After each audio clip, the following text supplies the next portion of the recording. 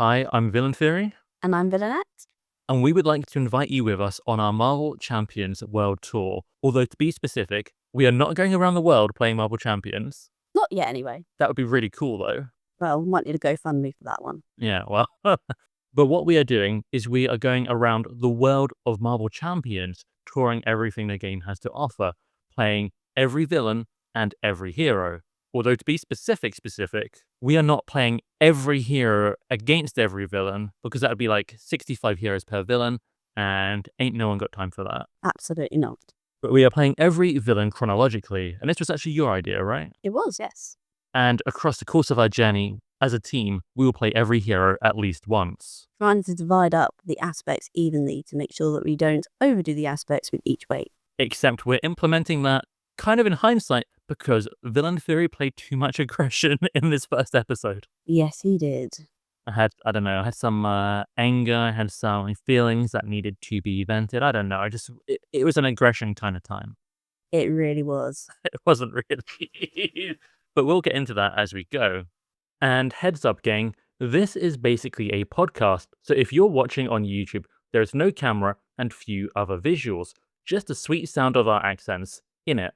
And if you prefer to listen elsewhere, this is on Spotify and will be on Apple in a few days' time. And finally, I'm not used to recording two people locally, so apologies for any glitchy or weird moments.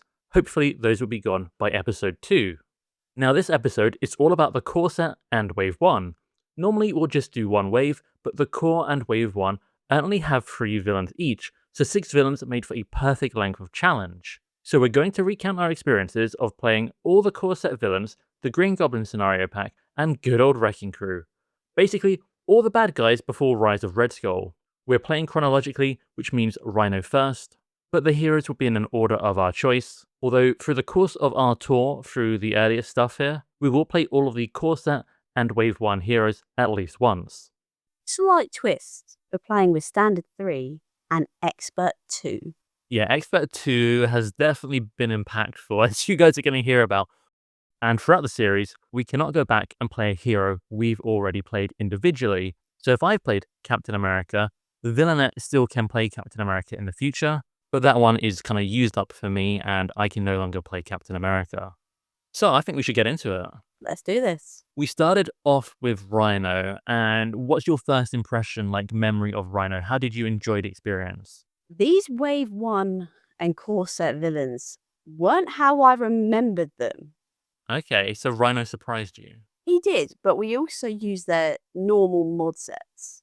Yeah, I don't do that a lot these days. I always like to change up the mod sets. Yes, but we still managed to smash him into oblivion, though. Yeah, I mean, his normal mod set is pretty easy. It's bomb scarce, so Yes. we didn't have too much trouble with Rhino, I'm going to say. I was playing Hulk in Aggression, and Villainette, what were you playing? I was playing Captain Marvel in Leadership. Okay, let's just cut right to the chase. Whose character did more? Obviously, Captain Marvel. You might have done more damage, but I was giving you card draw after card draw. I was Justice. But You were Leadership, but you were moving a lot of threat. yeah, I basically blew Justice. I feel like Hulk was doing more in spirit, but Captain Marvel was probably playing 3 times as many cards. And Yes, I think that's pretty definitive. playing more cards while giving you cards. Yeah, I will say I think my Hulk deck was pretty good. It didn't necessarily need to be given cards, but I did ask for cards because it just let me play that one extra thing that did something very good. And that's kind of why we paired the characters together. Yes. I've got my little mega document, Every Hero's Best Everything, and Captain Marvel is one of the ones I like to pair with Hulk. Hulk has the most awkward hands in the game. He has loads of expensive cards, only a 4 hero hand size, 5 in Alter Ego. Captain Marvel can, with the Alter Ego ability, throw him a card if he needs it, and definitely was very useful. Just got to hope he can catch it. Well, there was no way he wasn't going to catch, and he needed that card draw. But I was pretty happy with how the Hulk deck played, but it was very much a one-trick pony. I attack, whereas your deck was doing basically a little bit of everything, and most of it quite well. Remember who carried your deck? Who carried my deck? Hulk made a BFF. Oh yeah, I mean, I don't know if I'd say it was carrying, but Hulk's new best friend was Grant Ward, who would never, ever, ever betray Hulk. Spoiler alert, he attempted to. And you used the power of aggression to remind him of your friendship. Yeah, so Grant Ward is a zero-cost ally who, if you reveal a treachery, will stab you in the back. He will be treacherous and leave play after dealing damage to you. But you can spend a mental resource to prevent that. Hulk, obviously, the only option he ever had was the power of aggression. So I like to think, he intimidated Grant Ward into thinking better. And that was pretty fun. He was secretly quite devastated by the betrayal.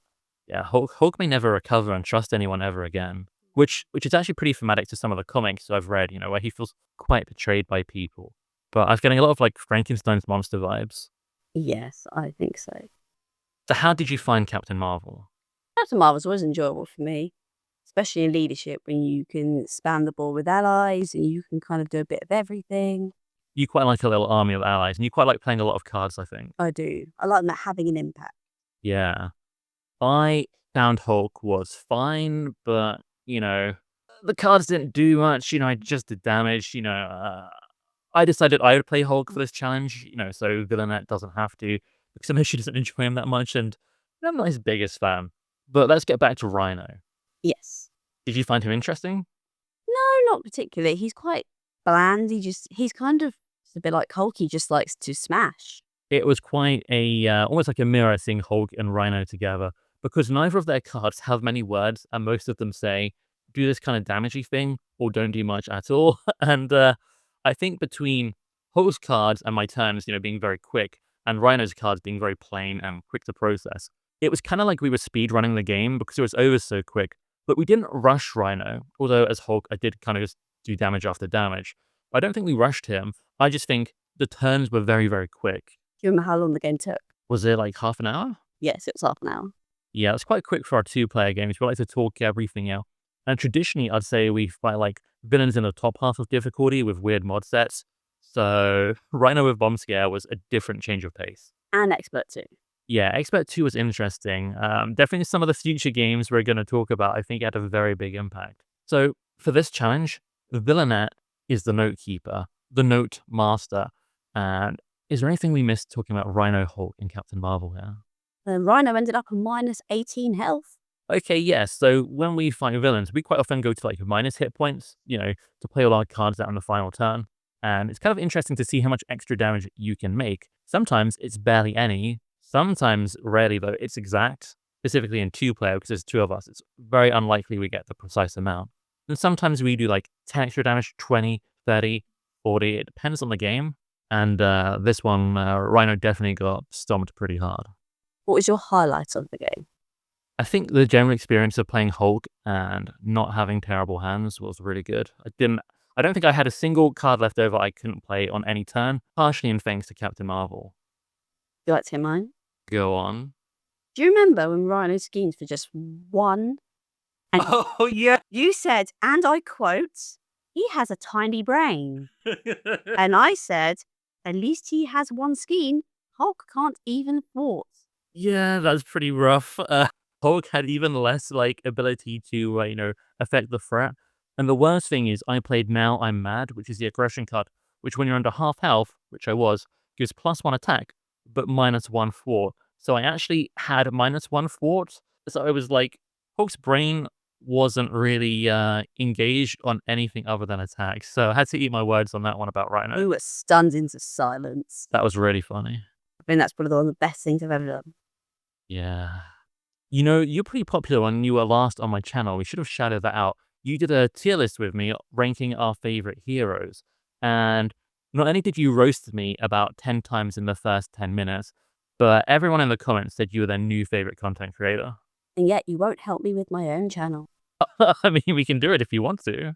I think I'd have more problems pronouncing some things than D20. No comment. So any other notes for Rhino? No further notes. Okay, the Note Master has spoken. For the record, could you describe the rough gist of your Captain Marvel deck? My Captain Marvel deck was quite what I would describe as an Avenge Me deck. Yeah, you had Avenge Me, the new leadership card, which when an ally is defeated that you control with the attachment on, you get to draw 2 cards. And it's kind of a general allies and a bit of support kind of deck, right? Yes, that's right. You had like Helicarrot and Avengers Mansion, and you were using them yourself quite a bit, but also throwing them at me if I needed them. Remembering a point, Avengers Mansion came out because we had that nice little side scheme, evaluate threats. Allowed me to get into play with two cheaper Yeah, that's a really good new side scheme. You get to find an Avenger or Shield traded card and play it with a big discount, which is very, very, very good. My Hulk deck was punch, kick, specifically drop kick, and punch some more, clobber, and that was the gist of it. And I will say about Rhino, I had forgotten, because we're playing on Expert, on his final stage, he actually has printed 4 attack, which is pretty scary. Not for our characters, but it's higher than most characters get in their final stage, even though he is kind of a tutorial villain. Obviously, you're on Expert mode, but I thought that was pretty interesting.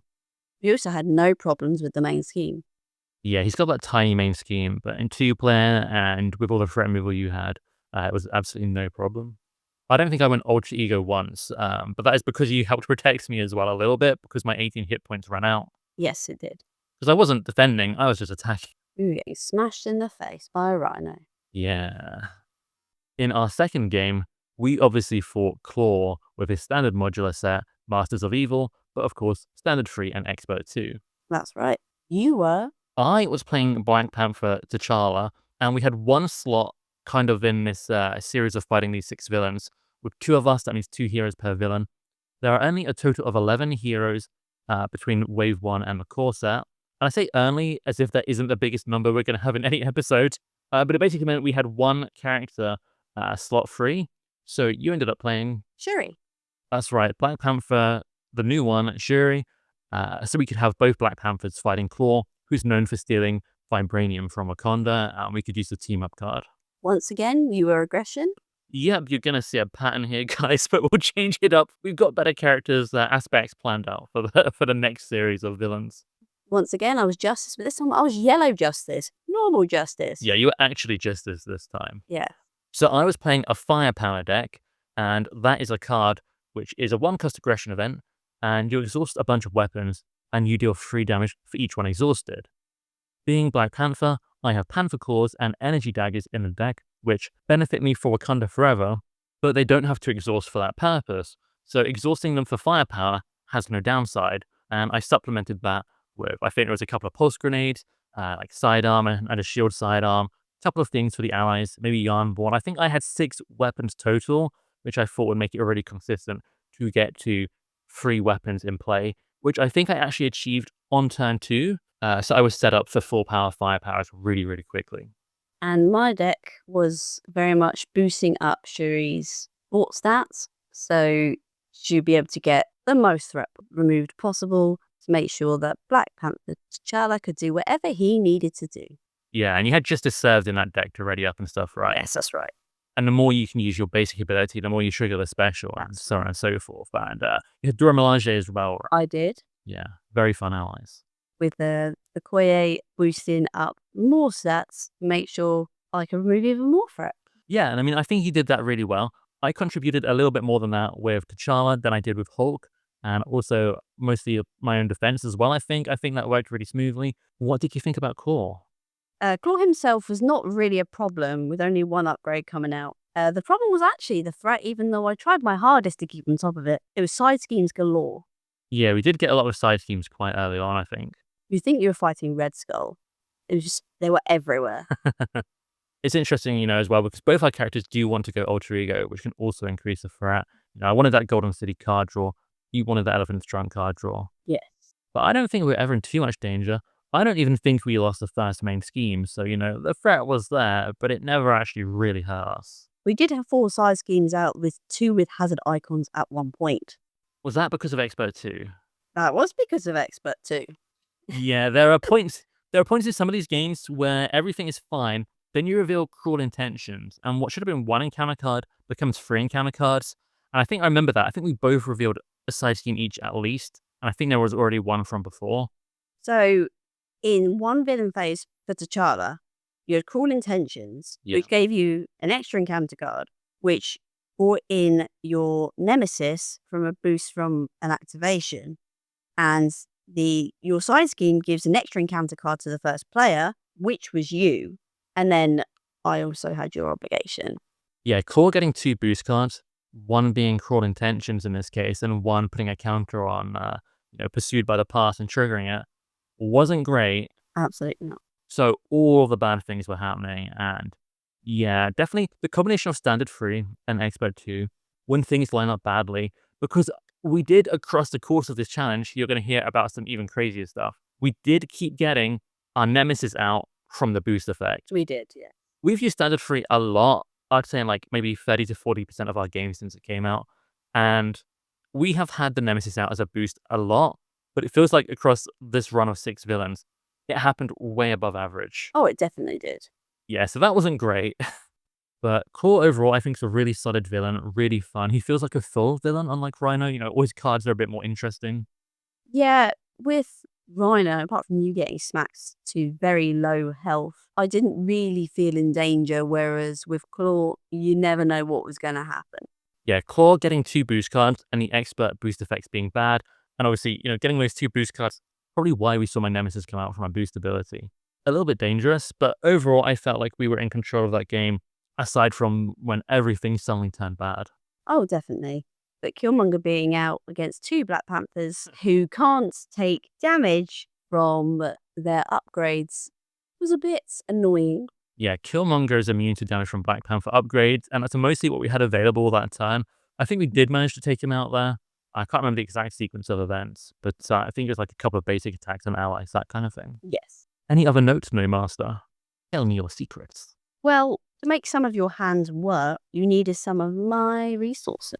It was a little bit of a repeat of Hulk where I was asking for assistance, but I don't think any of those turns I needed the help. It's just like, if I had this, I could do this thing. It was quite thematic for T'Challa to come to Shuri to help with resources. Make me some new tech, help me with this. And I want to say for the record, we balanced the scales later, or I was giving you some stuff as well, some resources. I think it goes hand in hand with aggression to be the greedy player. Yes. So I was really just playing my role. Yes. How do you feel like your deck went? I felt like my deck worked incredibly well, to be honest. I had 3 weapons for firepower out really early. There was a little bit of hone technique just to boost it up, and also the Fusillade card. Fusillade, always say that one wrong. But exhaust a weapon, deals 5 damage, 7 with hone technique. And I felt like I did tons of damage, cleared all the minions, messed up Claw. So I was very happy. You did very well. How did you feel like you did? Well, I thought that Shuri was great fun. I really enjoy playing Shuri. There's a ton of card draw, and she can deal with most things that pop up, if not everything. She did defeat some minions. It was quite nice that I had energy daggers and you had spider bikes. So we could both hit all the minions engaged with one player when things lined up that way. Because, you even have stuff like weapons runner jumping in play from a boost ability and stuff like that. So it was quite easy to end up with multiple enemies. Yes, and the continuous readying that we built into the deck was very beneficial to ping off just little bits of damage where needed or little bits of threat where needed, especially when he had tough. It was quite handy. It's also nice that when you trigger your Black Panther upgrades, it can count as attacking or thwarting respectively for the correct one, and that just removes confuses or stuns, that kind of thing. So Claw's status cards didn't really work. No, they didn't stand a chance. What did you think about the team up card? I really like the team up card. I think it's actually quite fantastic for the costs. It gets you an upgrade and it allows you to trigger all of them. So you have the cost of one upgrade plus a Wakanda Forever within that. Yeah, so it's a 2-cost card that gets you a 2-cost Black Panther upgrade, then triggers all your Black Panther upgrades, which is really very strong. We've played with it before quite a bit as well. I think it's one of my favorite team-up cards. It doesn't affect the other player. It's kind of a greedy one. You just need the other player to get the cool effect. It's really very good. Not every T'Challa game I end up with all 4 Black Panther upgrades in play, and I definitely don't when I play Shuri. But this game, we very much did, because we both played Heart of the Panther, which is a team-up card. I'd say at least twice. Yes, and we were able to trigger some of Shuri's upgrade special abilities to keep bringing it back, because there was 2 points where I had them all out on the board, and I could just bring it back with Heart of the Panther, so I could confuse or stun the villain, or I can give myself a tough, and then I could just get Heart of the Panther to bring it back for me. Yeah, and since we both had our vibranium suits in play triggering a lot, we basically became invulnerable. But even before that, you had Queen Ramonda in play that can heal either of us. Oh, she's amazing. Yeah, so a lot of very good stuff there. We felt very strong. And aside from the Expert 2 and poor timing for Standard 3 stuff, I think we're pretty dominant. So you preferred Claw to Rhino? Oh, by far. Yeah, I really like that he gets 2 boost cards. Otherwise, he's just got like a mixture of stuff. It's hard to point out. He's not minion heavy. He's not side scheme heavy, although he did feel like it at one point. He doesn't have like tons of random damage or extra attacks, but he does have a little bit of everything, which is very nice to have kind of like an all-rounder villain like that. But you don't know what you're going to get. No. But we did know what we were going to get with Ultron. Oh, we did. Any more notes about Klaw or Black Panther? When fighting Klaw, who do you think did more? Your Black Panther or my Black Panther? I think it was really, really close. And I do think my deck did a lot. But I'm going to give yours the slight edge. So we made an agreement not to discuss this straight after our games like we normally do. Mm-hmm. So we said we would keep this a secret from each other and talk about it here. Yeah. So if it gets heated, that's why. I agree with you. Okay. I felt like T'Challa dealt with most of the minions and did a little bit of threat, but I think Shuri did more based on the amount of threat removal as well as damage to the villain and minions, also while giving resources and having potential people to block for you. Yeah, I mean, Shuri, I think she's got a bit more card draw. She's got Moon Girl access, but she can also be a lot more flexible. You can fort and then trigger your forwarding upgrade, or you can fort and trigger your attacking upgrade. Yeah, and you had a clear out for the game. You're healing her Dora Milaje all the time, and she was giving bonus stats to you. And although I do think I did most damage to the villain and the minions, you definitely contributed a lot while doing most of the threat. So it's not surprising to me that you think you did better, both normally, but also in this instance. That sounds fair. Yeah. So shall we talk about Ultron? Let's do it. I think Ultron as a villain has a lot more to talk about, because I think we've talked about the heroes quite a bit more so far than the villains. But Rhino's quite plain. Claw's a bit of everything. And aside from, the bad kind of boost abilities triggering more often, not too much to latch onto in a discussion here. But with Ultron, we had a lot of drones coming out. We did. And I was playing Iron Man, so we had a bit of an Iron Man versus Ultron, kind of a thematic fight there, particularly for the movies, maybe more so than the comics. And I was playing Iron Man in Justice to mix it up, because I normally play him in Protection. But there's some good new tech in Justice. We have Invisibility Gear, Prism Dust, which are just cheap cards that boost up his hand size, and maybe even come in useful against Ultron. Yes, but also if you have to discard something, that's something quite easy that you could just throw away. Yep, definitely very easy to do so. And I was Doctor Strange in a surprising twist of Pool. Yeah, so you haven't played Doctor Strange in Pool before, but listeners will either be completely clueless to this, or they will know just how powerful it can be. But we'll come to that. We had to put Doctor Strange against one of these villains, and Ultron being, in my opinion, by far the hardest one from these 6 between the core set and Wave 1, just felt like the right place. Originally, I don't know if you know this actually, I was going to have Black Widow be there. Okay. But we switched it around a bit, switched it up. I was worried her pinging like 1 damage when triggering preparations and stuff would be too convenient for defeating the drones. So I felt like it made sense to switch her out so we had more of a challenge. But also it's Doctor Strange, but it is the biggest challenge we had for him. Oh yeah, I definitely think so. I think it was the right call to put Doctor Strange there. But I don't think we struggled against Ultron. I can tell you that Doctor Strange did not take a single point of damage. Did he not? No. Okay, that's really funny, even for the drones attacking. No, he didn't take any damage. I mean, that is pretty spectacular. Yes, it is. I mean, he was stunned a lot, and he was confused a lot, and there were toughs everywhere. Oh, it's tough central. Like, everyone had a tough. It was like Oprah. Iron Man definitely took a good bit of damage, but like, I don't think I was ever in threat of being defeated. No, I was helping you. Remind me, how quickly did I set up against him? You had 3 pieces of tech on turn 1 and 2 more on turn 2. Okay, cool. And then I was ready to go. Yes. But do you remember what you drew in your first Futurist ability? Oh, I felt like I got rich. Was it a double resource on a Digging Deep? No, that was later. That was later. That was good, though. Futurist is insane, by the way, guys. What happened? White Fox. Oh, yeah. So these discarding cards that released with Domino, and if you happen to discard them from the top of your deck, you either get a resource in hand with Digging Deep, or an ally for free with White Fox. And Tony Stark, with his Futurist ability, just look at the top 3 cards, pick one, discard the others, works with those cards. And also his Repulsor Blast card, which is discard a bunch of cards and for each energy one, deal damage. that also works. But yeah, I remember now. I just got an ally straight away. And maybe that's what was blocking a couple of your drone attacks right with her health. It Maybe was, yes. yeah. Okay, it's coming back to me. I will say for Iron Man Injustice, just kind of as a quick thing for the hero, I think he basically played how Iron Man always plays. Obviously, I could boost up my forwarding stat a bit for reading with Arc Reactor, but a lot of the time the threat was under such control, I was just like attacking for one, reading up, attack for one, then use my gauntlets to attack for one, take out a bunch of drones for the team because it felt like the threat was kind of locked down for a lot of the game. We actually never fell off the first main scheme. We did not. We were very good. Yeah, the first main scheme is quite small. Normally, you do expect it to go definitely in solo play, but most of the time two-player. Unless you run under surveillance to counter it, but we didn't do that here. We didn't need to. Yeah, I think you're confused. The Invocation deck, because Doctor Strange has his whole deck, which he can kind of, have available with a random card on top.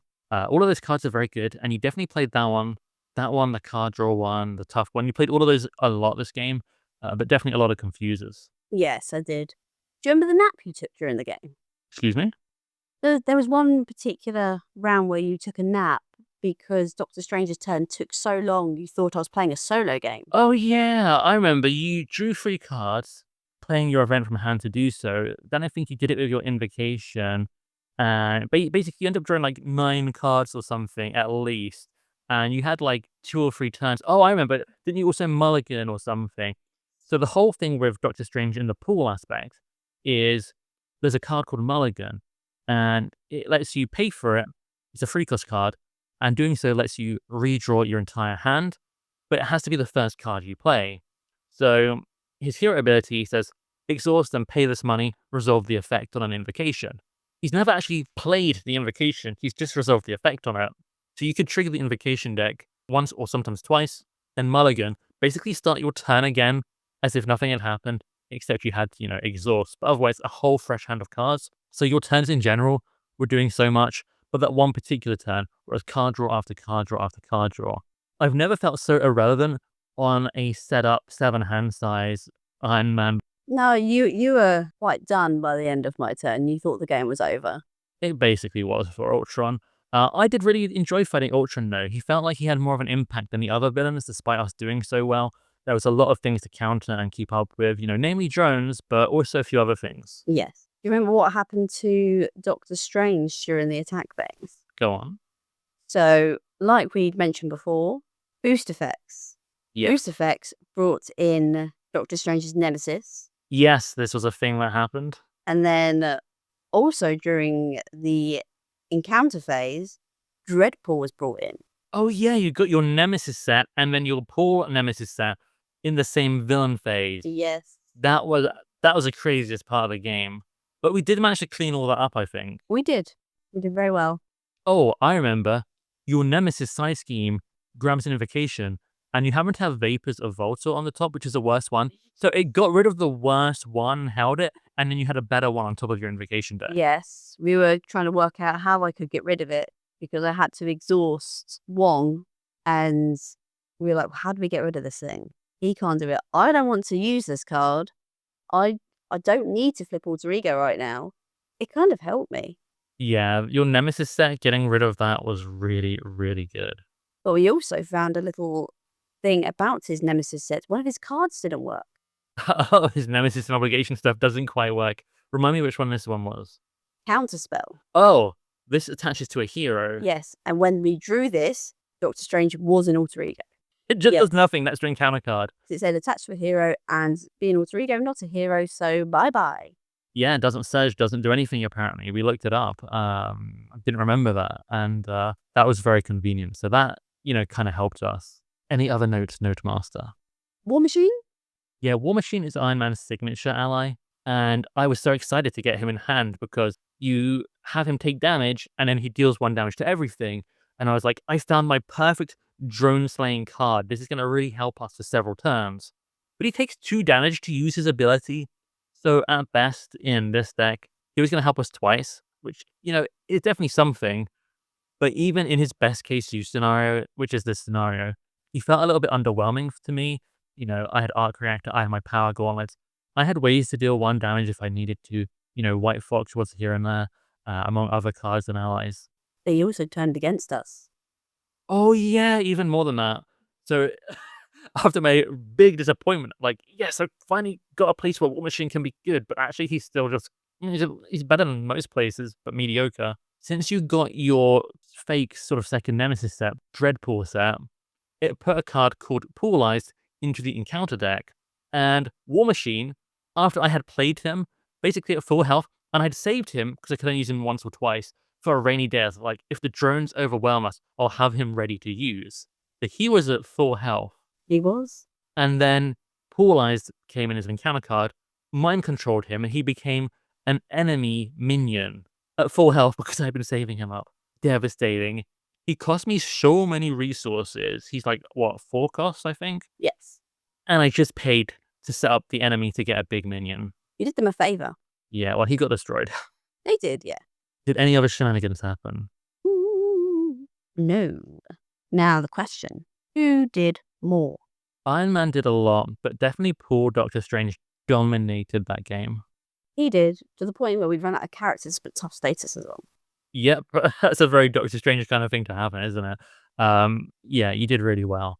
I mean, I think we all probably could have guessed that Doctor Strange, particularly with quite an optimized, deck. Putting him in pool is, there's definitely shenanigans there, and that worked really well.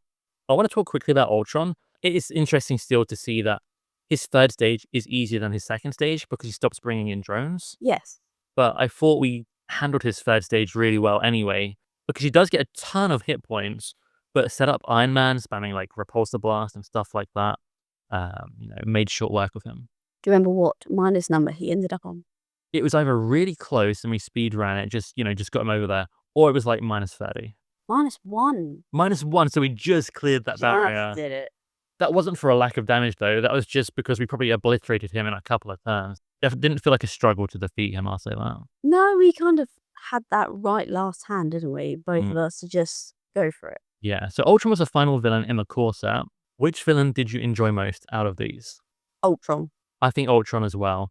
Often I prefer Klaw, but Ultron was just really interesting and, had a couple of like really distinct moments. And I guess we did against Klaw, but Ultron just has more character. Yeah, it went for me, Ultron, Klaw, Rhino. Yeah, same. Rhino definitely lost by a landslide, I'm afraid. So sorry, Rhino. He's just plain. He's just a tutorial guy. He doesn't do a lot. No, he just smashes. But then we moved on to the Green Goblin scenario pack. Starting off with Risky Business. And the irony with Risky Business is it's called Risky Business, but typically you're really, really safe. And for the first few rounds, this is what we had. If you're in hero form and he's in Norman Osborn form, because he's a form kind of changing villain, he has a Norman Osborn and Green Goblin side. While he's Norman Osborn, if he would normally attack you, instead he just throws some infamy counters on the environment, which is borderline meaningless and is no danger to your health. But we'll get into that a little bit more. What characters were we playing and what aspects? I was She-Hulk in Protection. Oh, and you traditionally have not enjoyed She-Hulk. And I'm not normally a Protection player. Yes, both of your Nemesis kind of choices. Yes. And I was... Black Widow and Aggression. Aggression is back. Can you imagine after playing Iron Man for one game, who even in Justice did a lot of damage, I was back playing Aggression? It's almost like you think it was your favourite aspect. You would think that, but I don't know that it is. But I definitely like it as an aspect. And I wanted to, because you were She-Hulk, I wanted to bring some stuns to help you out. Yes, you did. And I, in my memory, because it's been a while, didn't worry about the threat too much in Risky Business. I was bringing Black Widow, but it was also a dropkick deck.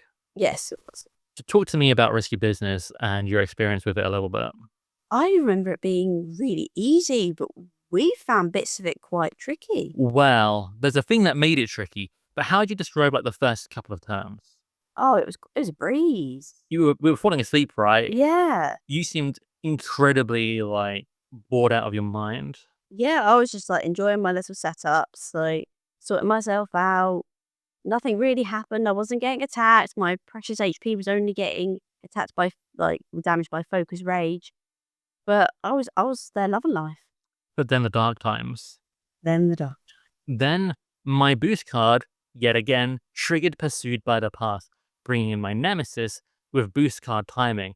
And what that means is it enters play during the villain's activation kind of time. And what happens after the villain activates is the minions will activate against you. So Black Widow's nemesis is Taskmaster, and Taskmaster gets +1 scheme for every upgrade you had.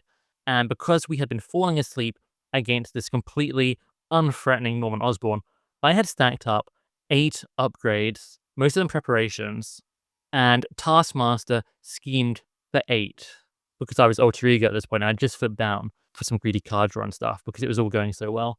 So the villain schemed against me, added threat, and normally when you get a boost card, it's like, is it going to be 0, 1, 2, or 3?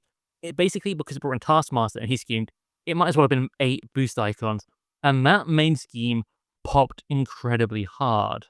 We just made sure it was perfectly safe. We were like, there's no chance it's going to go over. It's fine. You go alter ego. We've got this. No problem. But no. Yeah, so Taskmaster coming in, smashing that main scheme. I forgot the second main scheme has a hazard icon. So we were half playing on heroic from that point onward. Yeah. And obviously my nemesis set was suddenly in play. I seem to remember we got a bunch of side schemes out here as well. And because we had protection and aggression, I had underestimated the threat removal a little bit. Well, Ruination helped that, didn't it? Yeah, Ruination, another Expert 2 card. That card came up probably the most of any Expert 2 card across this whole series of Corsair and Wave 1 villains. Basically Master Plan from Expert 1, which is discard until you find a side scheme. But I believe it also has Insight for the main scheme, and then it adds 2 threat to all the schemes, including the main scheme. So if you have multiple schemes out, it can add, 2 threat to the main, 2 threat to an existing side scheme, then 2 threat to the new one, and suddenly there's threat everywhere. Do you remember how many times Taskmaster came out? It was quite a lot. I don't remember how many. 4. 4 times. But he only came out as a boost once, right? Yeah. Otherwise, that could have also been devastating because his boost ability is very similar. For the upgrades you get, it's going to do extra bad things. And my nemesis came out twice. Once from Face of Past, which was my own doing, and Seek and Destroy brought her back again. So over the game, 6 times we saw our nemesis. Yeah, I really like Seek and Destroy in Expert 2. I think that's also Insight 1, and it brings in your nemesis. It's probably the easiest card in Expert 2. It's also the coolest one. Although if you're playing Phoenix, maybe it's not the easiest one, but we weren't. So we saw a lot of nemesis stuff going on there. So again, kind of Expert 2 and our nemesis sets were kind of the big threat rather than risky business. Sometimes we've got a risky business card. It's like, ooh, had 2 infamy counters. It's like, okay, sure. Although he did end up building up a lot of infamy counters, and it did come to punish us at one point. About 20 he had?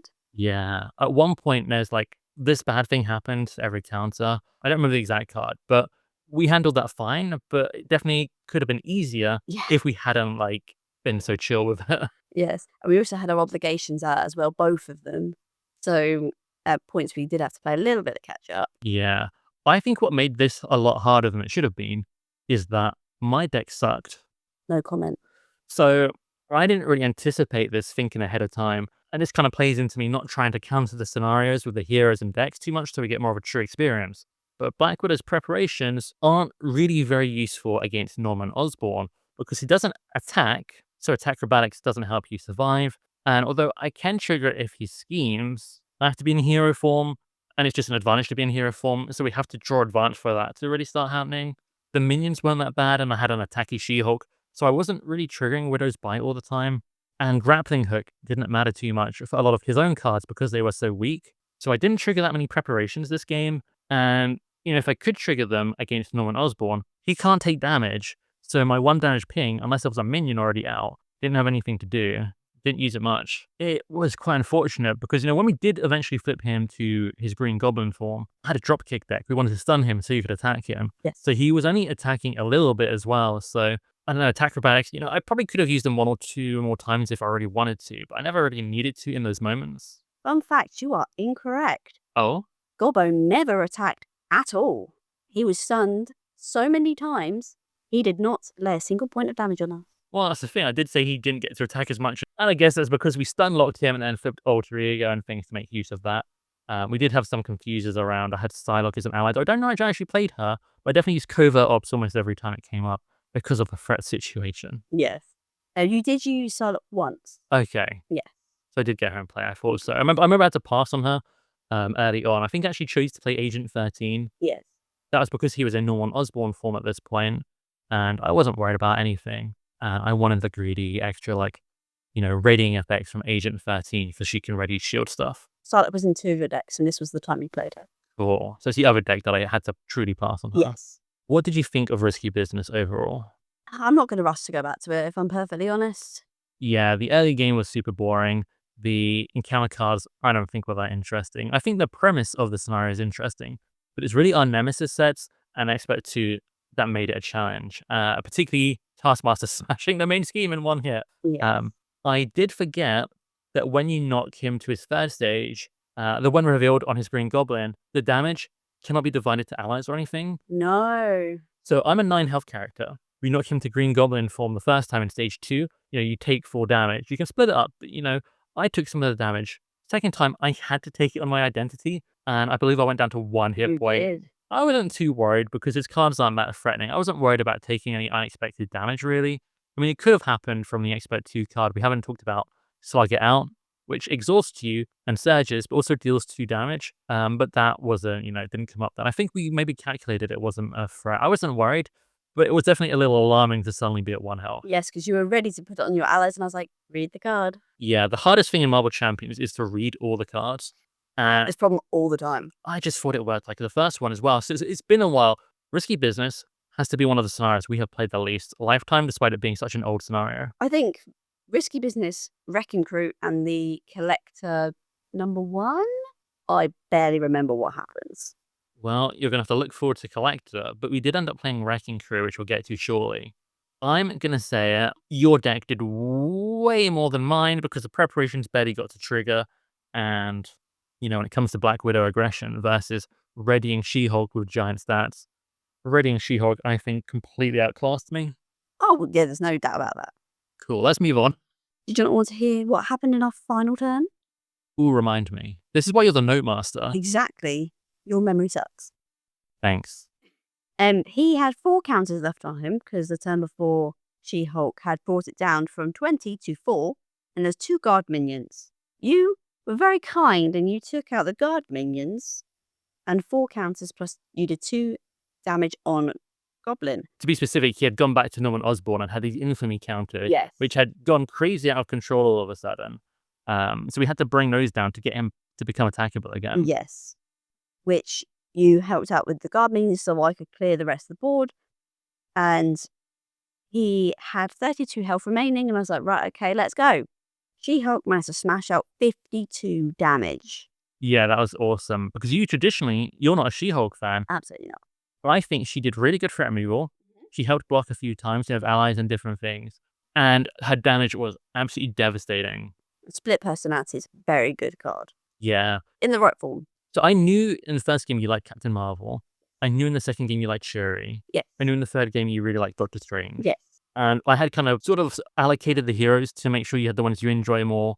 And because I typically don't mind playing anyone quite so much. But here, I give you She-Hulk knowing you didn't like her. Yes. But Black Widow's one I wouldn't rush to play over other heroes as well. Right. So it's kind of, I prefer Black Widow, but she's not one out of a lineup I would probably pick to play first. Well, here's the thing. I think you say you prefer Black Widow, but I think you really enjoyed that She-Hulk game. I really did.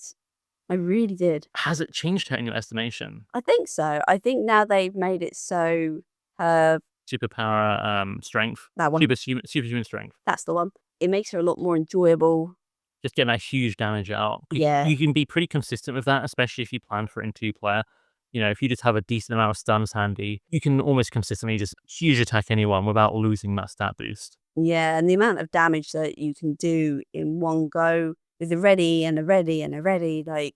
But I think even outside of that, though, you did really well with her. Thank you. I think Black Widow, if anything, moved down in my estimation, but that was only because the deck was A, not the most optimal deck for her, which I kind of knew, but B, it matched up really poorly to Risky Business. I agree. Normally you do really well with Black Widow, but this time it did feel like a solo game. Yeah. Most of the time. I mean, I like Black Widow aggression, but I wanted to do something a little bit different here, and the experiment was a failure, and that happens. I do have to agree, this time it didn't work out in your favour. But then we fought Mutagen Formula, the next Green Goblin. We did. This was quite a fun scenario, I think. So I was playing Spider-Man, Peter Parker, and you were playing the Mighty Thor. I was. Well, One of us was in aggression, but this time it wasn't you.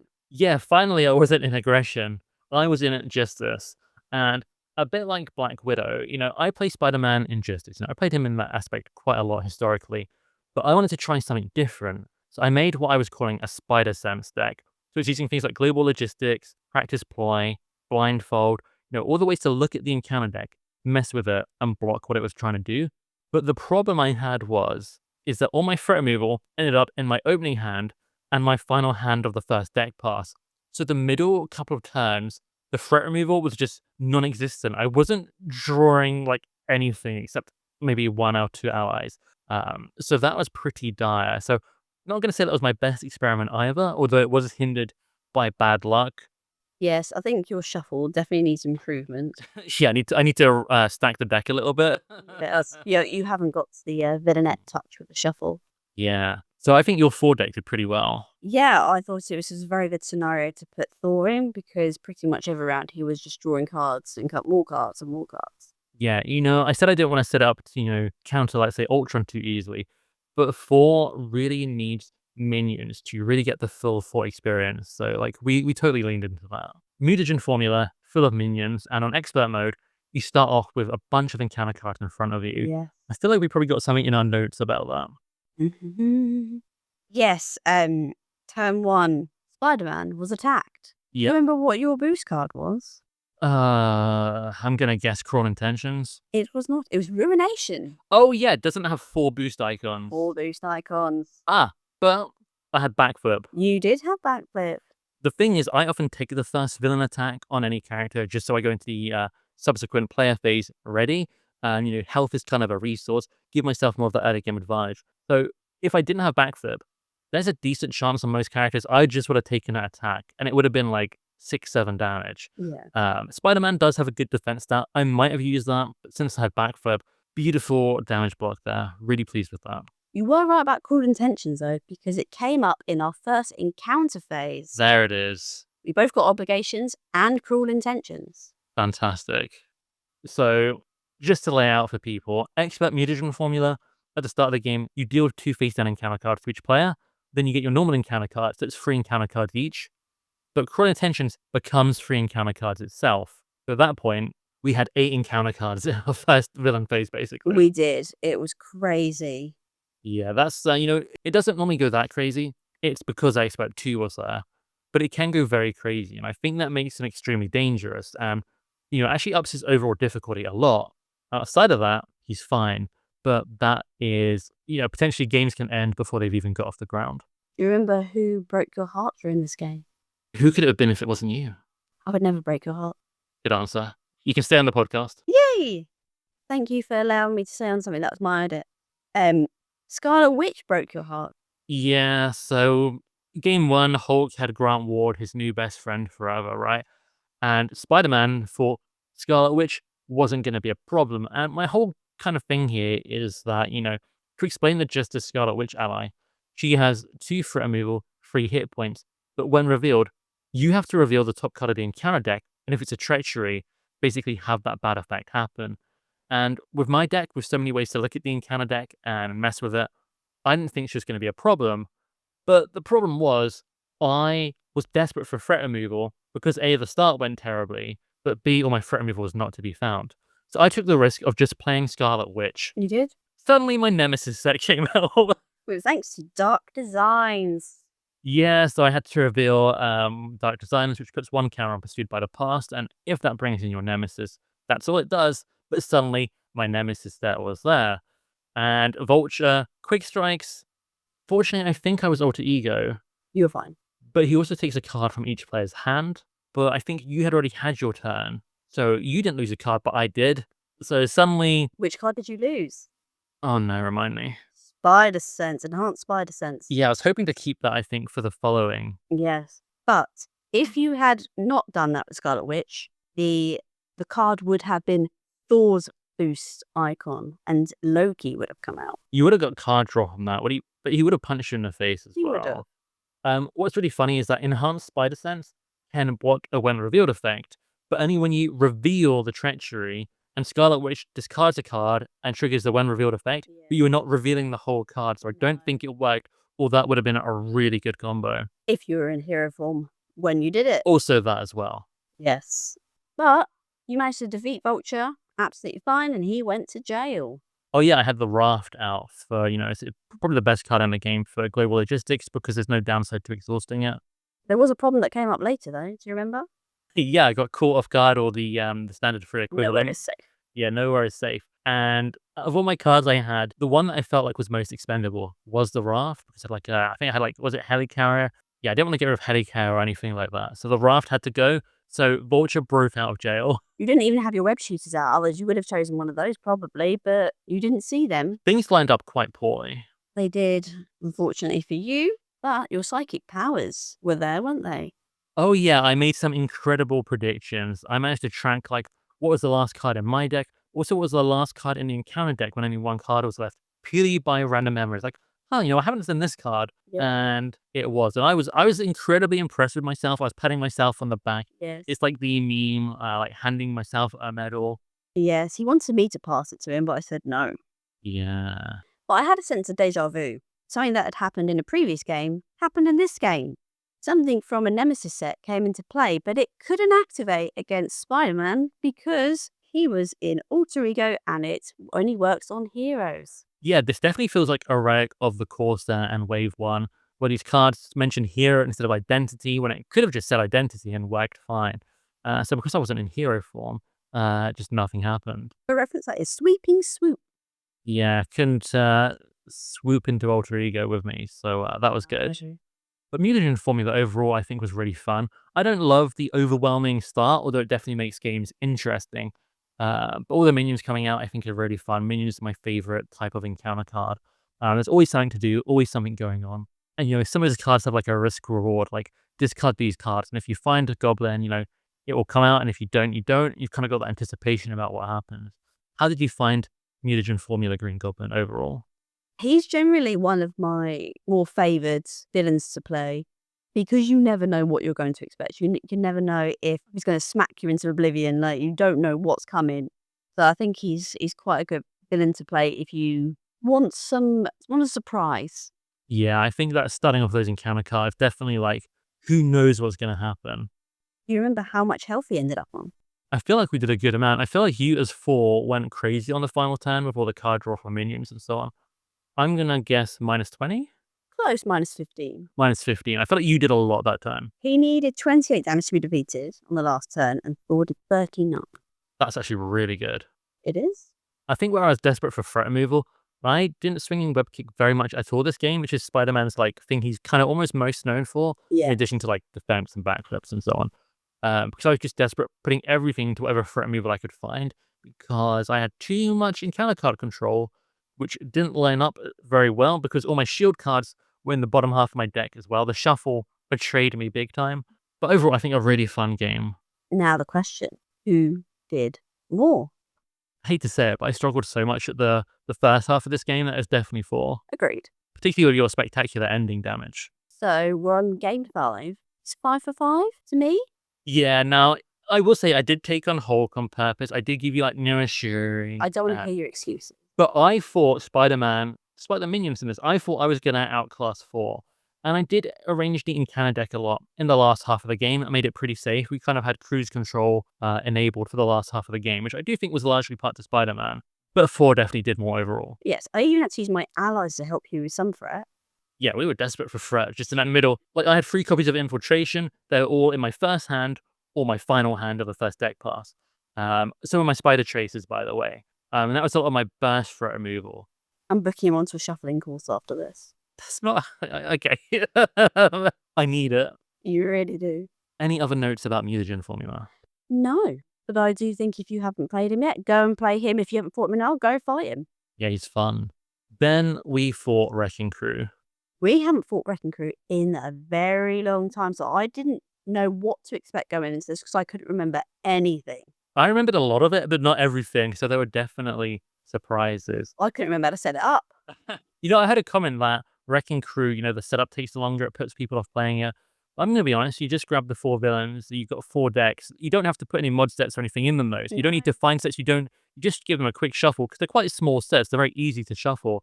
So it's like villain, villain, villain, side scheme, side scheme, main scheme, shuffle each one. It's a little bit, but compared to other ones, we have to go and get the standard set. You have to get the mod sets. Your obligations, don't forget those. Yeah, you have to put the obligations in because you don't have to do that with Wrecking Crew, and you have to shuffle this bigger stack. I didn't feel like Wrecking Crew took much longer overall. As long as you have a hero, you can just go and get Wrecking Crew and just fight him. Yeah. Right, who are you playing? Ooh, I was playing Captain America in Justice. So I was playing Justice back to back. Did I play I played Aggression, Justice, Aggression, Justice? That's right. You didn't know what leadership or protection was in this way. That's really funny. We are fixing that for the subsequent episode. Yes, I made sure of that. I've checked the board myself. Just kind of did it based on feeling, and it just kind of worked out for these characters that that's what I felt like playing. But I was playing Justice Captain America based on boosting up my falling stat and readying up with his hero ability. It was a do-over for Spider-Man because Spider-Man struggled for the first bit of the game with a threat. It was definitely redemption for removing threat. And I'm pleased to say it went well. It did. Although my thwart boosting cards were at the bottom of my deck, which ended up getting discarded, my last 6 or so cards got discarded by one of the main scheme abilities on one of the Wrecking Crew guys. Bulldozer. Yeah, so I had to basically wait 1.5 deck passes to find a single card to boost my thwarting stat. Yeah. It wasn't great, but still I think it went well. And we should say, there are 4 villains in Wrecking Crew, 4 side schemes, and a main scheme, but when the Wrecking Crew scheme, the threat goes onto their respective side scheme. It does. So it plays out quite differently to a normal scenario, and it's the first multi-villain scenario, and kind of laid the blueprint for future ones. Yes. And I was Miss Marvel in Aggression. Yeah, and I think that was quite a favorable matchup in a way because we had melee, which can target 2 targets. There's always going to be multiple Wrecking Crew. However, I was counting on some minions coming out. We put 1 by 1 in a deck. I just built how I would normally build for Miss Marvel Aggression, which is multi-target. But minions were pretty sparse. We had them come up a lot as boost cards. I think the first 7 or 8 times we saw them, they all somehow became a boost card. We had 1 minion out the whole game. It was absolutely crazy. I've never seen, I think we saw all of the minions that we could have seen. 7 as boost cards, 1 as an encounter card. Crazy. So 1 by 1 was a very bad card for you. Yeah, it kind of just turned into a resource, really, and to pay for other things that I could do. I had to replay a lot of my supports because they were pretty much all discarded turn 1. So the Wrecking Crew, they only have a couple of minions. They don't have any side schemes because you start with 4 in play that stay in play basically the whole game. What it has is a bunch of extra activations and a bunch of, you lose this card, you must discard this card, and a couple of attachments. It's all basically treacheries and attachments, and it makes for a very weird feeling scenario. Yeah, it felt a bit annoying at times because every card you'd be drawing was move the active counter to this one and they activate, and then the boost would be move it to this one and they activate. It felt a bit like 4 Horsemen, but when it's a 4 Horsemen, it doesn't annoy me so much. I think the 4 Horsemen are just better designed from the ground up. Agreed. And you've got more variety of stuff happening, and you can't game the active villain counter so much like we did here as well. So it's a bit more, you have to kind of just deal with what's thrown at you as opposed to manipulate a better result. We were a bit worried about one of them at one point, weren't we? One of the I didn't remember that Bulldozer gets this +2 attack card that forces him to attack an ally, and he always has overkill. So he's about to basically waste one of your allies while almost about to waste you just with pure damage, At one point he had 2 of those on him, which I think gave him a base attack of 7 or something. Yeah, roaming speed. Ramming speed. Ramming speeds, right? I can't read my own writing. Roaming speed. He's just roaming around. Roaming around. Don't mind him. It's really funny. It does actually say ramming. I just can't read. That's really funny though. What the other 3 Wrecking Crew members where's he gone? And he's roaming off. Well, he's just charging around, doing his roaming, and then if he hits someone, he hits someone. Well, maybe he has to roam, get a bit more distance so he can build up that running speed when he comes back. Yeah, that makes more sense. Never, really thought about it, but he's basically just Juggernaut, right? He's got the big helmet and he charges and rams into stuff. That was kind of what I was getting here. Yes. But he was pretty scary. But aside from those, and we did handle it completely fine. We played Wiggle Room and Shield Block respectively, every time it came up. And you returned Wiggle Room to hand, kept it in hand. There was only 1 turn I did not have Wiggle Room, and that's because I was Alter Ego, so I didn't need it. Yeah, but you always have some clutch moments, where you shouldn't have had it, but, you put it onto the bottom of your deck with Amir. Yep. That's kind of his ability as a support card. You can draw a card, and you can also put a card on the bottom of your deck. But an effect, which I think was a player side scheme you defeated, made you shuffle your deck. Yes, it did. Which put it kind of near the top of the deck, it turned out, because you drew into it exactly when you needed it. Yeah. So that was ultra clutch. That was super good. Yeah, I had it pretty much every turn. And you had shield block very often as well. Yeah, I mean, I had it twice per deck pass. And I played it every single time. Yeah. But you did something quite incredible on the last turn. Do you remember? Yeah, I actually played this card a couple of times in the scenario. I think I played it twice. But in the final turn, we had 3 of the 4 villains left. Normally you take them down one by one, but I actually found Wrecking Crew harder than I remembered. Now, it didn't help that my threat removal readying deck didn't find its stat boost for ages. And this is kind of the, card game things are going to happen. You're going to get this freak bad luck where a couple games in a row, things might not line up how you wanted them to. But definitely, we didn't get a lot of momentum on damaging the villains for a little while. No. Particularly with you having to discard all your supports all the time. One by one wasn't very good. You ended up having to play big hands a lot more than maybe I would have liked. But we had these 3 villains left with quite a bit of hit points. But then you had an amazing damage turn. We took out Keep Up the Pressure, which gave you melee with +1 damage. You embiggened it because Miss Marvel's thing. She can increase the amount of damage or threat removal a card does. And if it hits multiple enemies, that counts for all of them. So you did tons of damage with melee. And you got 2 of them quite low, and 1 of them was left at 11 hit points. Yeah. And you were like, can you do like 19 damage? And I showed her most of my hand, I think. And it's like threat removal, energy resource, that kind of thing. But I had 1 card I kept secret, which was the card I got from Keep Up the Pressure, which lets you find an attack card and then gives all your attack events +1 damage. The card I got was Shield Toss. I also had a minion out in front of me, finally. This was the final minion. It was so late it was irrelevant. First and final. So I threw my basic attack and my allies' damage onto the higher health Wrecking Crew member, got them down to precisely 5 health, which is what the other 2 had. And then I threw my shield with Shield Toss. Does 4 damage to each target, did 5 damage because of Keep Up the Pressure, and it went ping, ping, ping, ping, ping, took out the minion, and all 3 Wrecking Crew members with perfect damage as my final card, and it was incredibly satisfying. I was very impressed. It was, some people say Shield Toss is Captain America's worst card. It's not something I often play. I think it's probably the card I do play the least. Interesting. I would probably say it's Helmet. Yeah, always Helmet. I like Shield Toss. It's great if you need minion control, and like if you're in a bad situation, it can just hit all of these targets. But this multi-villain scenario, it was also incredibly useful. It was great. Like, when it popped off, it popped off. Yeah. Wrecking Crew overall, though, they just felt so weird with their card effects. They had a lot of health combined. It definitely felt a little bit tedious. Having to discard your cards a lot. I wasn't blown away by it, but it was more fun than I remembered personally. I agree. I remember that every time I was like, oh, should we fight Wrecking Crew? You'd be like, no. Yep. No. But now I'm like, why haven't we fought Wrecking Crew? I think even though I made these, little critiques, I did enjoy it overall, and I think I would like to go back to them more often than we have. Yeah, I agree. I think that's the beauty of doing this series, is that we'll get to enjoy villains that we haven't played in a long time because we remember them in a more negative way. Yeah. I still don't think I love them, but I did like them, actually. I did think it was kind of a unique challenge, right? It was very different, even compared to 4 Horsemen, which is the other scenario with 4 villains out. It feels incredibly different. So yeah, kind of a soft thumbs up from me towards them. Yeah, I would be up for doing that again. Okay, well, we'll think about it in a couple of years' time. No, I'm sure we'll fight them sooner. So, who did more? In this one, I actually think I did more. I think, to start with, Miss Marvel, she started off strong because she had to make up for the fact that you didn't have your stat boosts. But after the first quarter, I think Captain America did do more. It really hurt you that you were forced to discard a couple of cards early on. It did. And then you would just, one by one wasn't much good. You ended up playing, your signature events, which aren't typically that good, much more than you normally would have to. You normally play more aspect cards. And I didn't have my supports out, so there was not as much point in flipping downs. Yeah, you get so much from going Ultra Ego, and you didn't really end up going Ultra Ego that much, actually. No. You did end up playing Wiggle Room a lot, which was really good. Yes, it was very beneficial to stay up for that. But I don't feel like you had a lot of momentum in terms of doing stuff. And I feel like I did quite a bit. And like Shield Toss, I didn't line it up to have this multi-target attack against a multi-villain scenario, but it worked out incredibly well.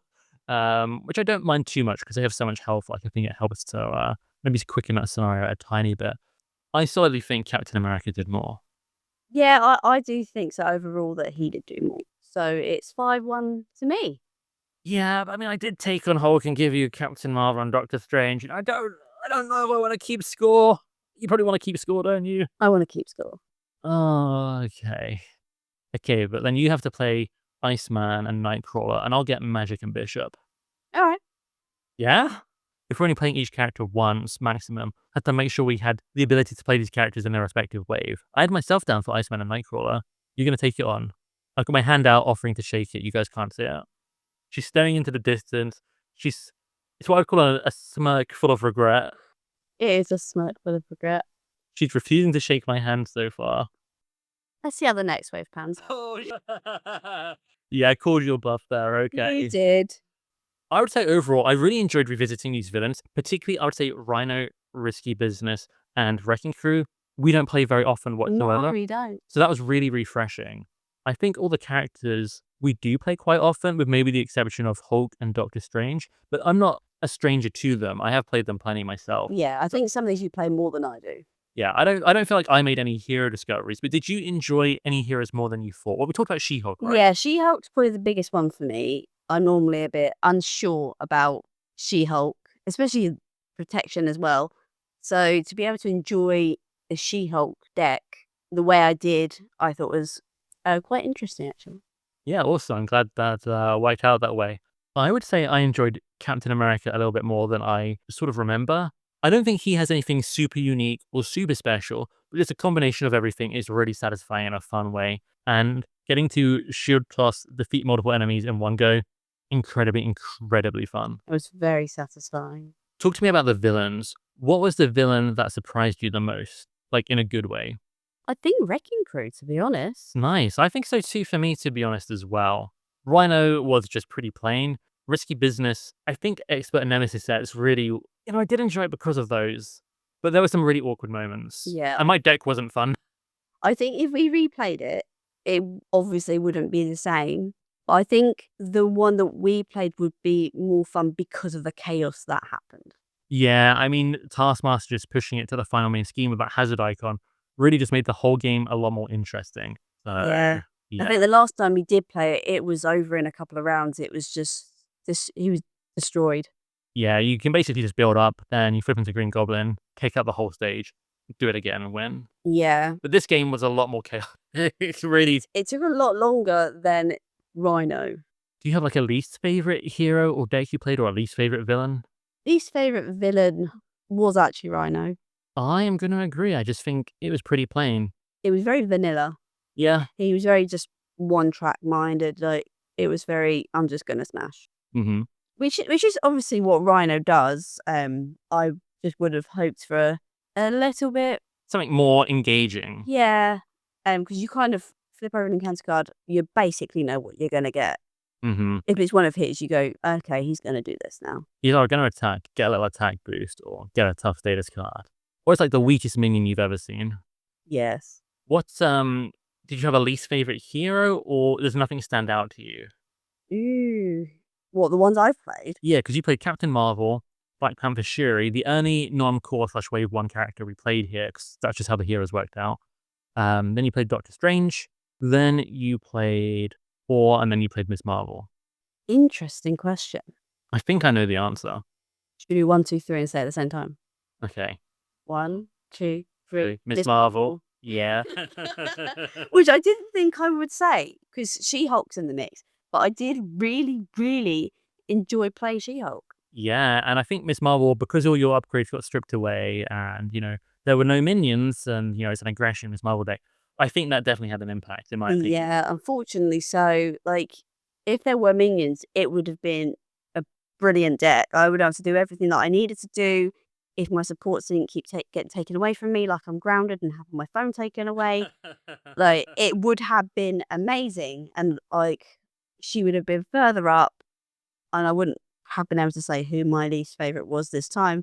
Yeah, I think looking at what happened, I love Miss Marvel, but that did not work out great. Unfortunately not. Who's your least favorite hero? You ready for another countdown? 3, 2, 1. Black Spider-Man. Widow. Really, Spider-Man? I feel like you didn't get what you wanted from Spider-Man. I think that was the most frustrating game because everything lined up wrong. Like, I didn't find anything short to set up global logistics in the first half, and also all my threat removal went early, all was stacked up at the end. Yeah. It's a very weird kind of situation. All the cards that reacted to stuff like the side scheme, like predictable ploy or global logistics, those were filling my early hands before I found the shield cards or side scheme. But although it was frustrating, I still really enjoyed playing the character and what it did. As Black Widow is not a character I super enjoy, and that deck just didn't work at all, even when I found the stuff I wanted against that scenario. Oh, now you've said it and explained it, I do see that, and I should have said Black Widow. Well, I thought you would have been torn between Hulk, because it was Hulk, and Black Widow, because of the problems. It was Hulk or Spider-Man. Wow, you didn't have her on the radar. I kind of, because of how not great she did, it kind of went out of my mind a little bit. It was, Yeah. kind of forgot about it. So maybe try to block out the memories. Yeah, I think so. Well, I would say traditionally, I do enjoy Black Widow more than Hulk, and I do enjoy Spider-Man more than both of them. But, a couple of the ways the games went, the Hulk game went really well, and that was just a fun deck. Whereas, the Black Widow deck and the way it kind of lined up with that scenario, not so good. No, I do agree. I think, thinking back on it now, Black Widow is my least favourite of yours too. Mm-hmm. It's just anyone I don't remember. Yeah. Favorite villain overall? I still think Ultron. Actually, now I'll retract that. Green Goblin. Mutagen formula. In my head, if I was asked this question, I would normally have said Green Goblin Mutagen formula or Klaw. Although I do really like Ultron, but I actually think Ultron was just super fun. It's just satisfying start to finish. It had some really good moments, like both your Nemesis and the Dreadpool coming out together for you. I got set up pretty quick and was enjoying Iron Man things. Prism Dust dealing damage to a minion, although the Confuse doesn't really matter if it smites a drone. It's kind of nice to get rid of those. And although I didn't use it, I liked that I had invisibility gear. I could make him scheme instead of attack if I wanted to by passing some like drone shenanigans and stuff like that. It's quite interesting to have that there. Yeah, I agree. That those are my top two. Now you mentioned all the shenanigans that happened, I'm questioning my decisions again. But I mean, it wouldn't play out that way every time. No. You have a favorite hero of the ones you played? I think Shuri. Yeah, she's fun. And actually, I'm going to say T'Challa. Yeah, I did that just pop into my head, Doctor Strange, but I do think Shuri. Was Doctor Strange second for you then? Yes. He gets a lot of negativity in the community, also a lot of positivity. He's quite a polarizing character. But I'm really glad you enjoy him. And I will say, compared to when he released, it doesn't feel like he's leagues above a lot of other characters. Although he did dominate a lot of the Ultron game, Iron Man still actually did a lot. He did, yeah. With all that tech to set up faster too. But no, he looked really fun. It looked like you had a good time playing him, so that's cool. He's how we would say over here. He's like Marmite. You either love him or you hate him. Do you guys have Marmite in the US? Let me know. And if you're from a different country, I'd also be really interested. I only say that because I know the biggest percentage of listeners will be in the US. But if you're in Europe, any other continent, do you have Marmite? And do you think Doctor Strange is like Marmite? If you don't know Marmite, Google it. It's definitely an interesting substance. Do you like Marmite? No. I do. I'm a very fussy person. We digress. But not for heroes, because I think I like most heroes. But yeah, my favorite would be Black Panther T'Challa as well. I think the whole Wakanda Forever detonating all these like upgrades is really fun. And Firepower is super satisfying. And drawing cards is fun. Heart of the Panther is super fun. So that all worked out really nicely. So overall super fun? Yeah, how many times did I say super fun? As many times as I played Firepower. Oh yeah, that's most turns then. Every turn I had it. 3 times per deck pass. Yeah. Cool. I mean, I think we covered every villain, every hero we played. It's interesting that you picked Shuri, and this was the only character not from the core set, not from core set or wave 1. You should have said, pick one that isn't like the one that is from this wave. No, I think this was more of a true test. Yes. I'll be curious to see if this trend continues. I think we're going to have to continue the trend of doing a countdown predicting our least favorite hero. Yes. I think that's kind of fun. But in the subsequent waves, we're going to have more villains per hero in terms of ratio. So we're bringing more heroes outside of that release window. And I think I like having it that way. If we feel like a bit of a change, we have more options. And it offers quite an interesting contrast. I don't think Shuri fell out of place with these wave 1 and No, she didn't. She felt like she fit in really nicely. She is kind of a sort of new take on original Black Panther T'Challa with the way she has these Black Panther upgrades on that. I will say I do think she felt a little bit more modern. I think what felt good about her, from watching you play her at least, and having played her a lot myself, is she doesn't really have a single bad card. No, she doesn't. I really struggle to pick one that is her worst card. Whereas I think other characters in Wave 1, of course, that there's a few cards which I'm a bit like, but it's not super desirable. Cards a little bit like wonkier in terms of, overall how good they are. Yeah, I completely agree. I think if I had played all of the core set and Wave 1 heroes, there would definitely have been more cards I didn't play. I think that's a really interesting observation. So I guess the takeaway here is that Wrecking Crew is more fun than its reputation would have you believe. Yes. If you believe Villainette, new characters are better than old characters. But overall, a really refreshing trip down memory lane. I agree. You ready to do it all again for Wave 2? Yeah, Wave 2 is the Rise of Red Skull wave. So we're finding all of those villains and using all of the heroes that released then, which is, Hawkeye, Spider-Woman, Ant-Man, Wasp, Scarlet Witch, and Quicksilver. So we have that to look forward to. We do. And if you guys want to play along, if you want to go back, play the core set and Wave 1 scenario pack villains with maybe some heroes from around that time, I'd love to hear how it goes. Or if you want to prepare in advance, play along with us, play the Rise of Red Skull villains and those heroes. I'd love to hear what your thoughts were as well when we get to that video. Are you ready to continue these shenanigans using Expert 2? Oh yeah, we should talk about Expert 2 a little bit.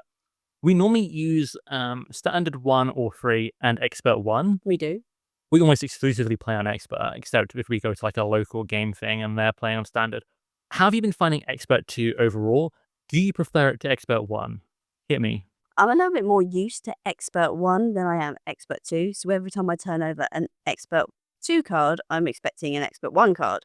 But I do actually quite enjoy it. I don't feel like it's a crazy amount of like added difficulty, but it is a decent amount to make us think, hang on a minute, we've got to think about how we're going to handle this. Yeah, I've actually really enjoyed Expert 2, and this is a big take. This is going to be controversial. I think I prefer Expert 2 to Expert 1. You've been desperate for it for a very long time. I mean, we have played Expert 2 We have. with Standard 3 actually a few times in the past, but it's not a regular thing.